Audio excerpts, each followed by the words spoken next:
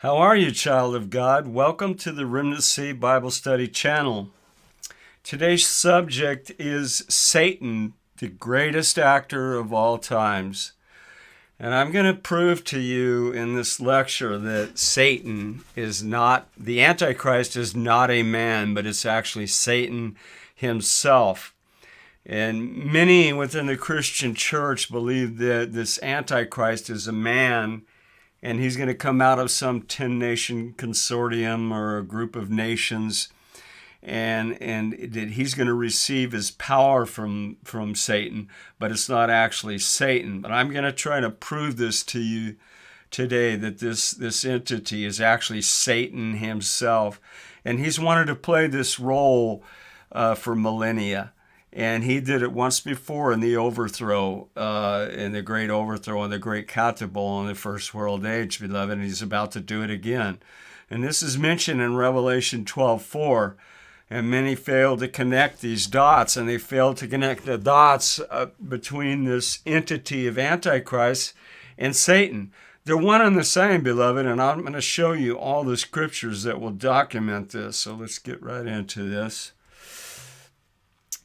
Now I'm going to link the Antichrist and the son of perdition, which means the son of perdition means the one who's been sentenced to perish. And we know that there's only one entity that's been already sentenced to die, and that's Satan himself. And don't let anybody tell you that the son of perdition is Judas or he's some type of a man. This is the entity of Antichrist, the one spoken of in Ezekiel 28. He's been sentenced to die already. His days are numbered. He's a dead man walking, beloved. Now you must understand that 2 Thessalonians 2:4 and John 1 John, the epistle of 1 John 2:18 are speaking about the same entity, and that's Satan. Antichrist implies in the stead of or in the place of Jesus Christ as an actor or an impersonator by sitting in the temple of God, showing himself to be God. Satan is placing himself in the stead of God by replacing God with himself as an impostor. And many so-called scholars fail to make this connection, but it's staring you right in the face. Now I'm going to give you three primary verses here for this. And they're all referring to the same entity. And this is not a man, beloved.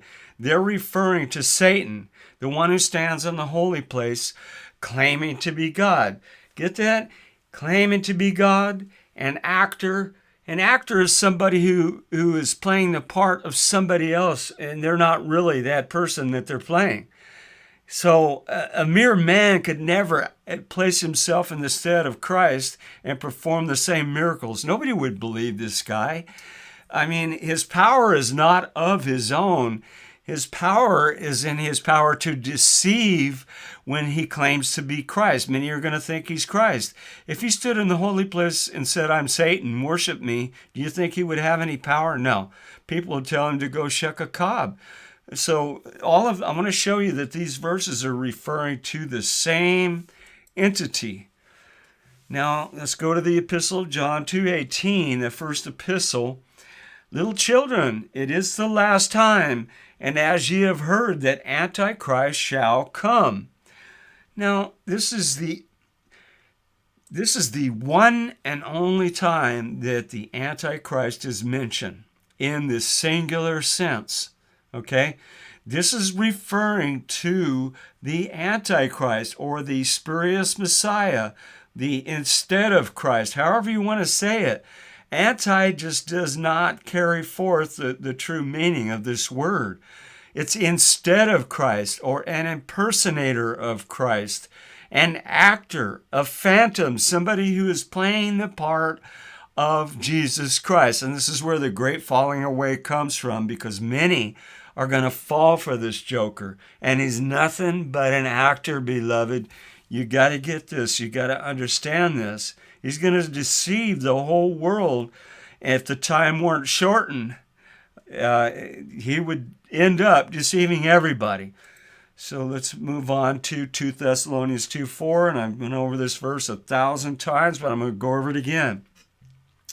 "Who opposeth and exalteth himself above all that is called God, or that is worshipped, so that he as God sitteth in the temple of God, showing himself that he is God. Now again, beloved, we have this joker standing there in the temple of God claiming to be God. What does that imply? Instead of, an actor, an impersonator, an imposter. This cannot be done by a man. And I'm going to prove this to you all. I'm going to prove this and show you all these verses that are referring to the same entity. And I want to just nail this for you. Now let's go to Isaiah 14:16. And this is speaking of the same entity. And you'll see that these are the things that this is predicting in Isaiah what he wants to do in 2 Thessalonians 2:4. Now let's go to verse 16 in Isaiah 14. They that see thee shall narrowly look upon thee and consider thee, saying, Is this the man that made the earth to tremble, that did shake the kingdoms? How art thou fallen from heaven, O Lucifer, son of the morning? How art thou cut down to the ground, which didst weaken the nations? For thou said in thy heart, I will ascend to heaven. I will exalt my throne above the stars of God. I will sit upon the mount of the congregation in the sides of the north. Beloved, again, Satan wants to sit in the mount of the congregation on the sides of the north where God's throne is. It's a direct reference to 2 Thessalonians and John, the first epistle of John, chapter 2. These are the one and the same. Satan is telling you in Isaiah, look at his name, Lucifer. It means bright morning star. What is Christ? Christ is a bright morning star. This is an imposter. This is a guy who thinks he's as bright as the sun, but he's as dim as a flashlight. This is an actor, an imposter. How can modern Christianity not see this? How could this imposter convince anybody that he is Jesus Christ if he's a mere man? No way. No way. These are one and the same, beloved. One and the same. Now, the following verses all show us this same Satan as the Antichrist being cast down from heaven in his final role of this age as the Antichrist, or the spurious Messiah, which means the false Messiah. There's no way a mere man could perform any of these types of miracles. Now you got 2 Thessalonians 2:4 again. The son of perdition. There's only one entity that has already been sentenced to death, and I've already went over this. And he exalts himself above all that is called God, beloved. Now look at Luke 10:18.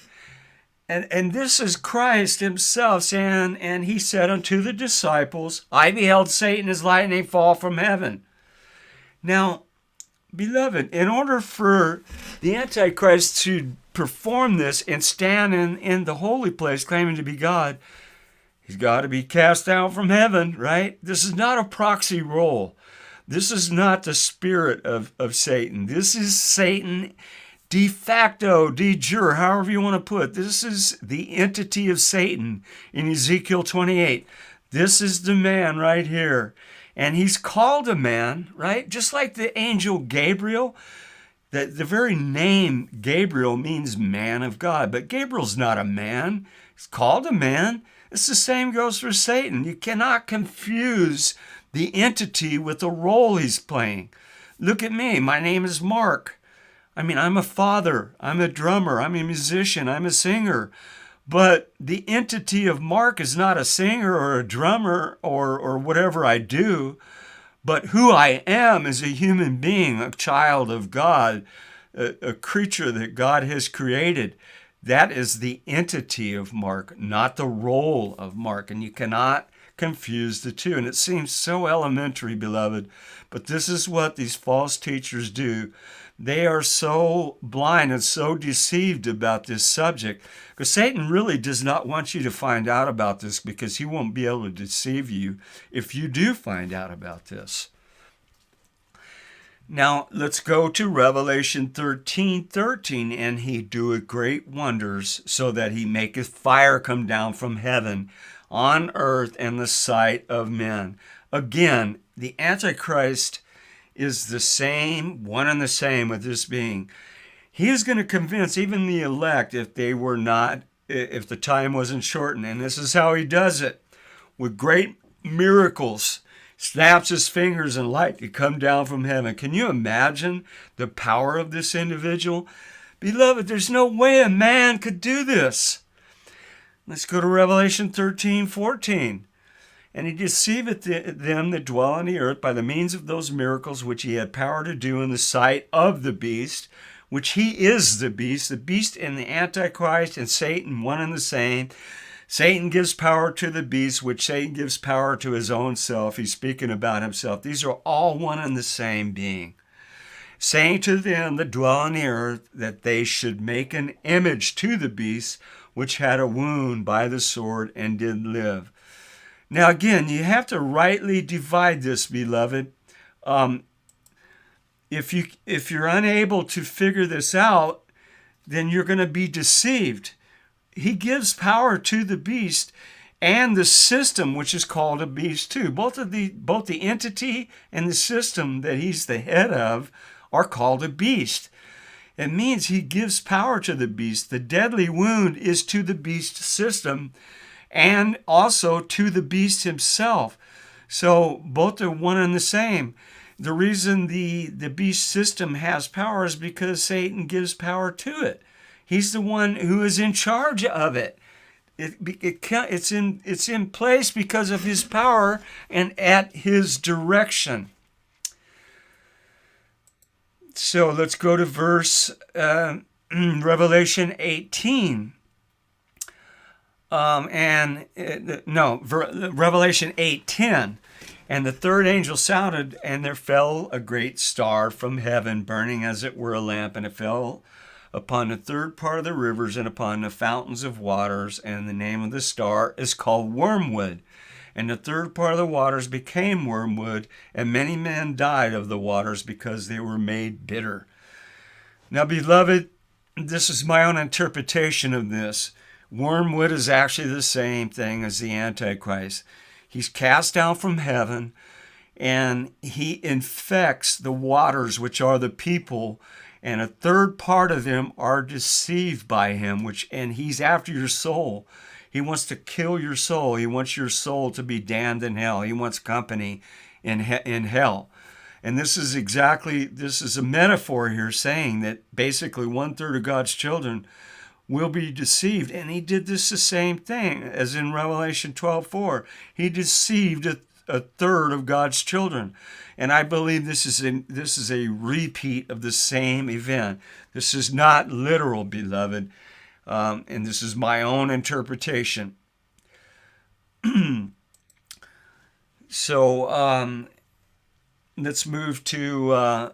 and the reason they're made bitter is because they fell for his lies, beloved. They swallowed him hook, line, and sinker. And once they found out the true Christ, when the true Christ came, they were bitter, all right. They were bitter to the point of praying for the mountains to fall on them, beloved. Now let's go to 12:1. And many people, John 12:1, many people overlook this verse. And this is basically giving you a timeline when this event will happen, which is 6 days before the Passover. And I believe this is going to be right around in the month of March, the latter part of March. Okay? And then Jesus, 6 days before the Passover, came to Bethany, where Lazarus was, which Jesus answered and said, "This voice came not because of me, but for your sakes. Now is the judgment of this world. Now shall the prince of this world be cast out." And beloved, he wasn't speaking about that time. He was speaking about the future of when this prince, which is the prince in the power of the air, one of Satan's roles. This is talking about when he's cast out of heaven. Just as all the other verses reiterate the same thing over and over and over again. You've got to get this, beloved. Christ himself said it. This guy's going to be cast out to the earth 6 days before the Passover. You got your timeline given by Christ right before his crucifixion, beloved. He couldn't be more plain about this. He was not speaking about the time at that time, that very moment when he was talking about this. He was referring to the future, beloved, this time right now. Okay, let's go to Revelation 12:7. And there was a war in heaven, and Michael and his angels fought against the dragon and prevailed. And the dragon, Michael and his angels fought against the dragon, and the dragon fought and his angels, and prevailed not, neither was their place found any more in heaven. And the great dragon was cast out, that old serpent, called the devil and Satan, which deceiveth the world. He was cast to the earth, and his angels were cast out with him. Now, beloved, you have right here 4 of his names. These are all the same entity. It shows you the roles that he's played, right? This is a clue. This is right here. And also, the angels, just as in the days of Noah, back in Genesis 6, giving and taking in marriage, it's going to be the same way. And this tells you right here that Satan and his angels, just as in the days of Noah, these angels are going to be partaking and giving and taking in marriage with women on the earth at this time. But there won't be time for any of these babies to be conceived, they'll be conceived, but they won't have time to be born because it's all going to be over. But this is what Jesus was referring to, the days of Noah. It's going to be the same thing. And this is proof right here that Michael and his angels had a war in heaven, and they kicked Satan and his angels out to the earth. And this is the same entity that stands in the holy place after he's cast out of heaven right here and stand in the holy place claiming to be God. And guess what? His angels are going to be spreading this around saying, this is God, and they're going to be deceiving everybody, and people are going to be deceived. This is going to be a time of great deception, beloved. Now let's go to Matthew 24:16. And this is the same entity. When ye therefore shall see the abomination of desolation. Now Dr. Moffat translates this, the abomination of the desolator. This is an entity and not a condition. And you have to rightly divide this. And this is a direct reference to the Antichrist spoken of by Daniel, the prophet, and he stands in the holy place.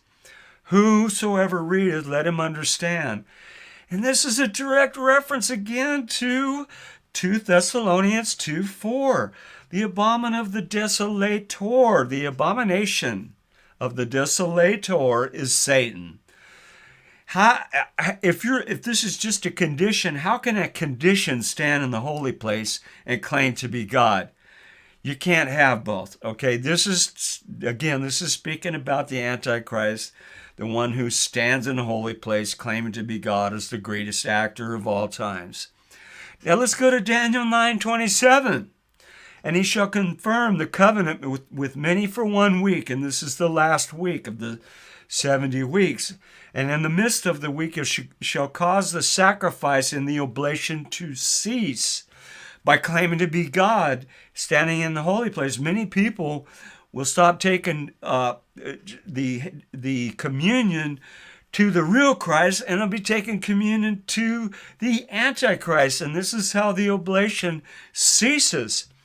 And for the overspreading of abominations, he shall make it desolate, even until the consummation, and that determined shall be poured out upon the desolate. And this is speaking of the last week, beloved, and if this time weren't shortened, even the elect would be fooled. Let's go to Daniel 8:9, and out of one of them came forth a little horn. And this is Satan again as the Antichrist. which waxed exceedingly great toward the south, toward the east, and toward the pleasant land, which is Jerusalem. And in the latter time of their kingdom, when the transgressors are come to a full, a king of fierce countenance and understanding dark sentences shall stand up. And this is the Antichrist standing in the holy place, claiming to be God. And he's not going to reveal his darkness, but this reveals his intentions and not necessarily him revealing them to the public. This is explaining actually who this joker is. And his power shall be mighty in his deception, claiming to be Christ, but not by his own power. And he shall destroy wonderfully, and shall prosper and practice, and shall destroy the mighty and holy people by stealing their souls, beloved, by claiming to be Christ and deceiving them into thinking that he is Christ. And through his policy also he shall cause craft to prosper in his hand, and he shall magnify himself in his heart, and peace shall destroy many. He shall also stand up against the prince of princes, but he shall be broken without hand. And he gets his power by claiming that he's Christ. Now, beloved, this is where in 2 Thessalonians, after he stands in the holy place, right? Christ, in his appearance right here, Daniel refers to it, he will destroy the Antichrist with the brightness of his coming in that order. So in order for Christ to destroy him with the brightness of his coming, the Antichrist has to stand in the holy place first. And this locks it in. This just completely locks it in. 2 Thessalonians chapter 2 is explaining this in great detail. And Paul explained this to you, beloved, and so did Daniel. These lock this in together. There's no denying who this entity is. This is the Antichrist posing as the false Messiah, and many people are going to be deceived. And that's how he destroys wonderfully. And he comes in prosperously and peacefully by claiming that he's Jesus Christ. How else do you think he could do it? Okay, let's move on. The son of perdition is the Antichrist, beloved, and I want to go over a few of these words. The apostasy is the great falling away, and it's right here. It's a defection. And this word perdition, the son of perdition, the son of polemy, destruction, ruin, loss, perishing, eternal ruin. This is Satan. This is the son of perdition. This is not anybody else. This is not a man. There's only one that's been sentenced to destruction, ruin, loss, perishing, eternal ruin. This is the Antichrist. Now this is proof. These all link the Antichrist as the son of perdition. They're one and the same, beloved. Now let's just keep going through. Let's go through 2 Thessalonians for the 1,000th time, beloved. And remember, when I was with you, I told you these things. Paul had explained this to the disciples so many times. And you know what withholdeth that he might be revealed in his time. And this is Satan being kicked out of heaven. And now you know what withholdeth would better be rendered, and now you know who is restraining the wicked man of sin. And you know that this is a reference to Michael, who is restraining Satan in Revelation 12:9, who will reveal Satan, the Antichrist, in his time by kicking him out of heaven, as Paul explained to the Thessalonians in the second book. Let's go to Greek 2:7-2:2. Withholdeth is kacheo. I hold fast, I bind, arrest, take possession of, I detain. And the words withholdeth and letteth have the same meaning in the Greek tongue. For the mystery of iniquity doth already work, and he who now letteth will let until he be taken out of the way. In the first part of the verse, I believe this is a reference to the evil underground among us in the world today. And it's the beast system, beloved. It's ran by evil people. And this is the mystery of iniquity. Many people don't know who's actually in charge of the beast system. And this exists in the church and also in public. And Mystery Babylon is a city. It's mentioned as a city, but it's actually this beast system within the church, and I believe also in the public eye. And it's found in Revelation 17:5. Now, I want to go over this transitive verb that proves that we're speaking about that the subject line in all of 2 Thessalonians 2 is the antichrist, okay? And you can't inject the Holy Spirit in here or the church. As if you do, you're just violating all the basic rules of reading, okay? Now, a transitive verb found in the Webster's Dictionary is a verb that requires a direct object, which is a noun, pronoun, or noun phrase that follows the verb and completes a sentence's meaning by indicating the person or the thing that receives the action of the verb. Now, here's a good example of a transitive verb in 2 Thessalonians 2:3. Let no man deceive you by any means, for that day shall not come, except there come a falling away first, and that man of sin be revealed, the son of perdition. This is the subject line here, beloved. For the mystery of iniquity does already work in the world, and he who now letteth will not let until he be taken out of the way. Now letteth holds fast, Greek is kacheo, and then supply the ellipsis by there is one who holds fast, instead of by repeating the verb will let. But kacheo is a transitive verb, and an object must be applied to it. And if the subject is Satan, the son of perdition, which means to perish, is established in verse 3, it should not be departed from until verse 8, where the Lord will destroy Satan with the brightness of his coming. And you must not lose your objectivity here, beloved. You got to stick with the subject and the object.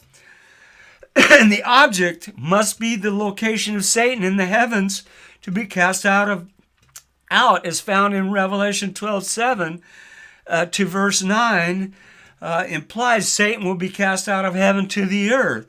And the above verses all indicate the time when he will be cast out to the earth in person as a false Messiah. And the second part of the verse, only he who now letteth, better said, only he who now restrains, is referring to Michael. Will let, better said, by removing the restraints on Satan, Michael will let him go by casting him out. And the devil, the dragon, Satan, the serpent, and he be taken out of the way is a direct reference to Satan. And he be taken out of the way is explaining. I'm getting excited here, beloved. This is so important. It's the way of explaining that Michael is kicking Satan out of heaven to the earth. And only then can he stand in the holy place and claim to be God. He's called by many names and he's played many roles, but they all refer to the same supernatural entity. And many scholars make the mistake of confusing a name with the entity itself. And many of the devil's roles were acted out of heaven by proxy, beloved, and you have to understand this. The Antichrist is not a proxy role. It's a personal role. This is Satan de facto, de jure. Now, beloved, I'm going to do this video in 2 parts, and I'm going to cut it off right here. And I'm going to make sure I come back to this and split this video up in 2 places because this is very important. So I hope if you only see this one, it will be complete in itself, but I want to finish this and further nail this home in part 2 of this video. And much love from me to you, beloved, and I'll see you in the second part of this video.